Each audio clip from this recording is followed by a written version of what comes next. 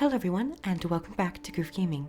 In today's video, I'll be continuing the next episode in the Beginner's Guide to Raiding series. As the last episode was based on Karen the Indomitable, I found it only logical to move on to the next encounter, the Mursaat Overseer. As always, this guide is more focused towards newer players, but if you would like a fully written up version of this fight, I will put the link to the wiki down below. However, you might not find the need for that, as this fight is fairly basic, and arguably one of the easier fights in Bastion of the Penitent. But without further ado, let's get started. To begin, this encounter takes place towards the middle of the Bastion of the Penitent raid, known as the Holding. You may access this area after defeating Karen the Indomitable, and getting to this location requires no masteries. With that being said, I would categorize this as being the most accessible raid encounter to newer raiders.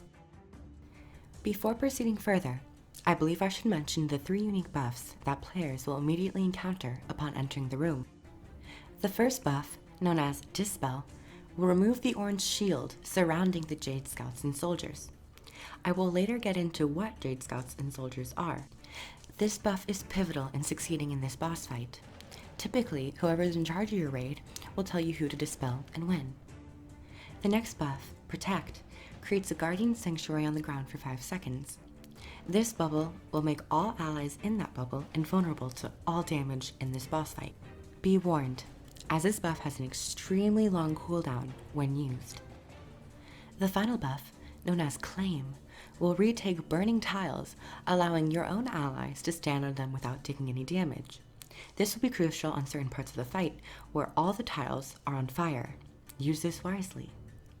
This also acts as a permanent aggro on the Mursaat Overseer. Previously, I had briefly mentioned Jade Scouts and Jade Soilders. Jade Scouts are the pawn-like constructs that move from one end of the arena to the other side. Once they reach the other side, they will turn into soldiers, which will become empowered versions of the Scouts. These soldiers pulse out heavy AoE damage and will attack your allies. These Jade Scouts will begin on the west side and gradually move towards the east of the arena. Now that we've briefly covered the special buffs and special NPCs, let's move on to the actual boss fight. One thing that you may notice right off the bat is that the Mursaat Overseer, the statue, doesn't have a wide variety of abilities. He mainly relies on the other abilities and mechanics of the surrounding game board.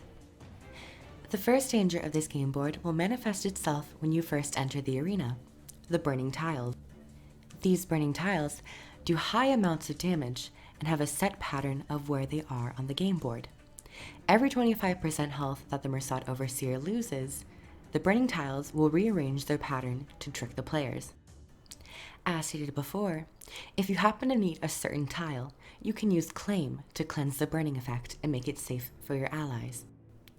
These smoldering tiles are not the only thing the player has to worry about. There are also these deadly spike traps. Now, new players, heed my warning. You cannot survive these spike traps under normal means, though you can evade them by using the Protect ability, as stated before. While players are bobbing and weaving out of burning tiles and spike traps, they also have to worry about Jade Scouts and Soldiers. Jade Scouts will slowly move across the game board. Players can temporarily disable these Jade Scouts by bringing their health to 0. One common tactic is to stagnate these Jade Scouts, killing one at a time at appropriate positions. This allows the raid group to only have to deal with one Jade Soldier at a time. These Jade Soldiers can be quite devastating, especially if 2 or more are currently attacking your raid group. And after all that explanation, it's pretty much just rinse and repeat. It sounds a lot easier than it actually is when all these mechanics are thrown at you at once. Now, for a beginning player, I'm not going to go into all the challenge modes, strategies, and specific professions you want to take. I would say hop in there, give it a try, and do your best.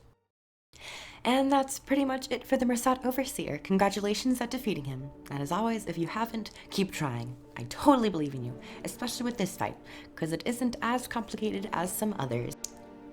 If you, yes you the viewer, have ever been interested in trying Guild Wars 2 and or buying Guild Wars 2 Heart of Thorns, I have referral links down below in the description. which is most kindly provided by ArenaNet, who are now supporting my channel. And I would highly suggest it due to the timing of this video. Episode 5 of Living World Season 3 is out soon. And of course, I'll be providing content and commentary on my travels through Tyria.